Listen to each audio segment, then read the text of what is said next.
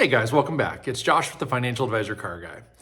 This week we're going to take a break from working on the projects. If you've been watching the last few weeks, we've had different things to get done to different cars. Been working on the Mustang, got a couple things done on the Eclipse.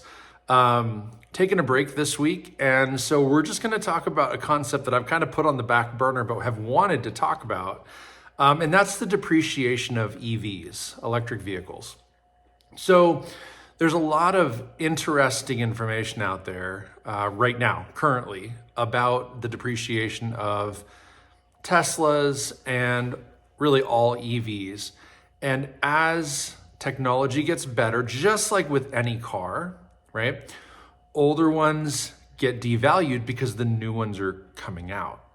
Now, before we kind of go down the path of electric vehicles specifically, I want to talk about real quickly, just a recap. I've done a video on this before, but kind of a recap of how the secondary market for vehicles work. So obviously it's supply and demand. The more something is in demand, the higher the price might be.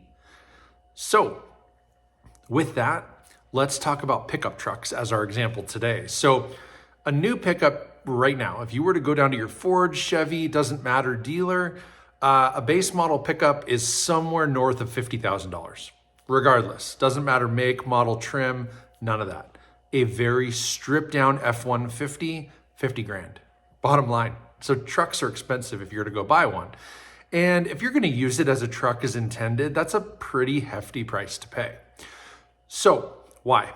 Now, if you were to go buy a used truck, you could buy one that maybe has 100,000 miles and maybe it's 10 or 12 years old.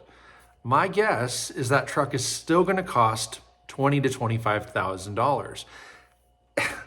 As new vehicle prices climb, what used to be 40,000 is now 45 or 50 or 55 or 60 or more. Old models don't have to depreciate quite as fast.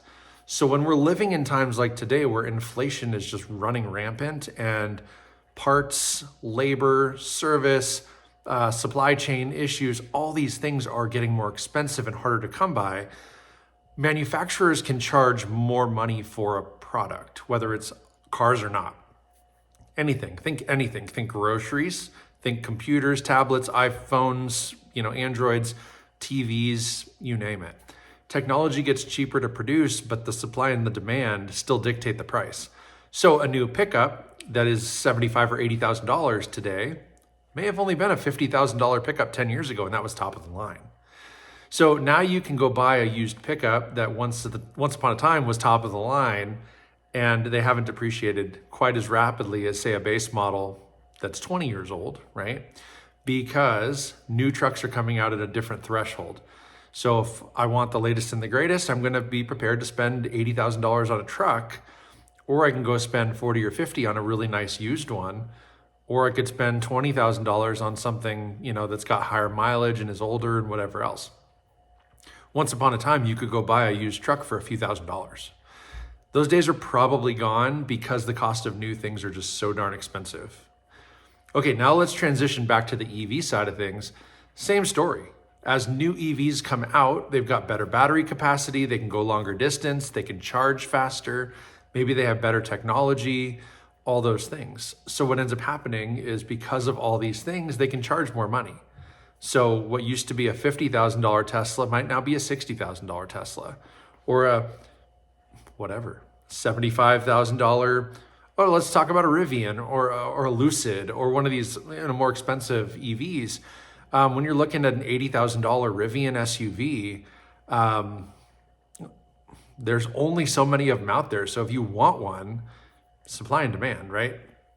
From a depreciation standpoint, they're going to depreciate the same as a conventional vehicle. People will always love or hate the EV component. They will either find it to be the greatest thing in the world and they've got to have one, or they hate it and they want internal combustion, and that's not the argument we're making today. That's fine. Whatever you guys love, you love. As you can see, I like my internal combustion, but we do own a Mach-E, so I've got a bit of both, and I think that's probably an okay way to be. But all that to say, depreciation, I've read lots of different articles about how EVs will hold value for the first 3 years and then plummet in value. And I've got to tell you, I don't think that's the case, because as technology improves, things get cheaper. So what ends up happening, I'm going to use my Mach-E for example. When we bought it in January of 2023. So we've only had it a year and a half. No, 2022. January of 2022. And it was a late model, late produced 2021 model. Well, we bought it in January of 22.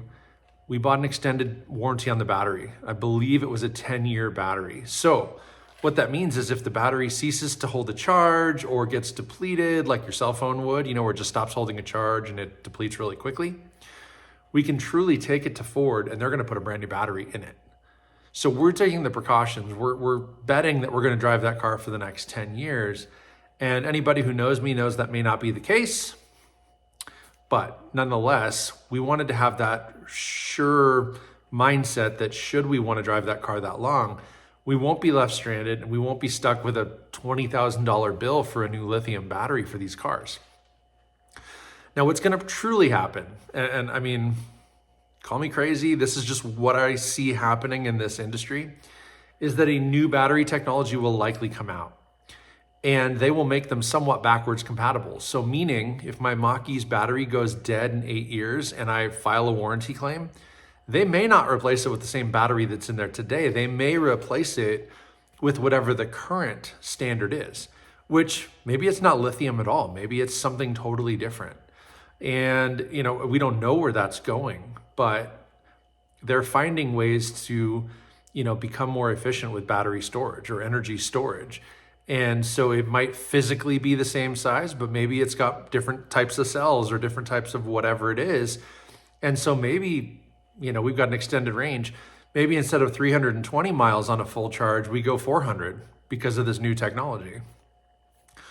Other than that, battery charging is getting a lot faster. So the argument for EVs depreciating at a faster rate than a conventional car really doesn't warrant anything other than the negative hate that comes, or the hate in general. Hate's generally negative, so I'll call it the hate that people have towards electric vehicles. If they fact check things, right? That's kind of the lesson here, fact check everything. But if you see an article at face value that says, listen, EVs are gonna depreciate faster than your conventional car, don't buy an EV, people who don't fact check are gonna not buy an EV because they've been told this news, whatever it is.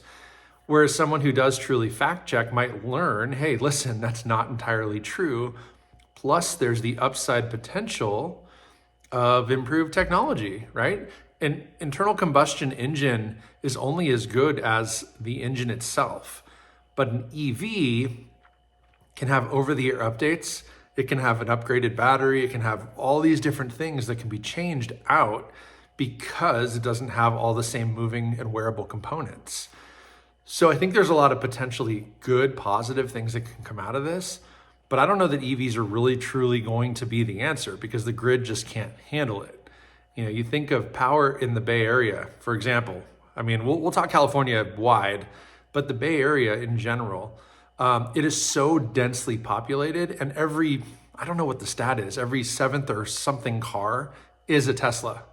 So you figure how many millions of people live in San Francisco, how many millions of cars are there in the Bay Area, and 1/7 of them are Teslas, and they're produced right there in the Bay Area. There's a plant there, but it's just wild. And the infrastructure is just not prepared for it. So we'll see what that looks like long term. But California's got a lot of tax dollars that they're throwing at the problem, and they're gonna work on the grid and they're gonna expand it and make it better and whatever they say. I don't know. I don't live in California. I don't pay California taxes. I'm not that worried about it. But what I am worried about is the longevity of the value of my vehicles. And I am very comfortable with standard depreciation. Things go down in value as you use them. As you exhaust them, they lose long-term value.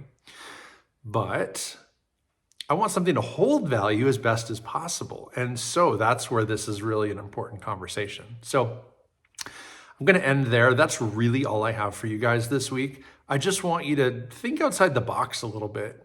Just because there might be some information on the internet saying EVs depreciate faster, I wouldn't say that that's true. If you truly do some investigative research, there might be some examples. Lucid, again, I kind of touched on them earlier. Lucid was a really high-end EV. I mean, it had the longest range battery in the industry. I think a full charge could go 400 or 450 or 500 miles. And that was like 4 years ago, before the technology really got better. And that was their big thing, was we've got longevity. We can go farther. There's no such thing as range anxiety with our cars. But they were all six-figure cars, very expensive. And those cars are now not very expensive. They're still, I should have rephrased that. They're still expensive, but they're not near what they were when you bought them new 3 years ago. $150,000 car today, you could probably buy the same car pretty new for maybe 100 or under, high 90s, something like that. So it's still a very expensive car, but you're getting a heck of a car at a fractional price of what it would have cost a couple years ago. So I wouldn't call that depreciation. I would just call that the natural progression of technology, right? If I bought a plasma TV 20 years ago, it would have been $10,000. They don't even make plasma anymore, right? It's completely obsolete. It's all LCD or LED now. And plasma TVs are big and thick and heavy, and they were cool when you could hang them on the wall when that technology was first a thing. But fast forward today, 20 years later, 25 years later in some cases, we've got TVs that are thinner than our phones. Truly, it's incredible. So technology has come a long way, and the prices have come down because of better production and better accessibility to different things. So we see car prices, if they weren't going up because of R&D and all the things that they have to spend, in reality, cars, an F-150, a brand new F-150 should be 50 or 60 grand forever, but they won't be, right? I mean, inflation does tend to raise the value, or the cost, not the value, the cost to produce it, which means they have to sell it for more. So it's a vicious cycle, and I'm happy to go down that road with any of you guys if you want to chat further about it. But again, don't take it for what the internet tells you. Don't take it for what I tell you. Do your own research. But what I've researched and what I've read and what I've seen, EVs do not depreciate faster. So hopefully that helps you sleep easy. If you've got a Mach-E in your garage or a Tesla or a Rivian or any of those guys, you're going to be fine. They're going to depreciate just like any other car. You may have a harder time selling it depending on the market you're in and whatever. But again, that's a whole nother problem. But from a depreciation standpoint, you're going to be just fine. So thank you for watching. Don't forget to like, subscribe, comment down below. Most importantly, remember, may every investment you make be a good one. Till next time.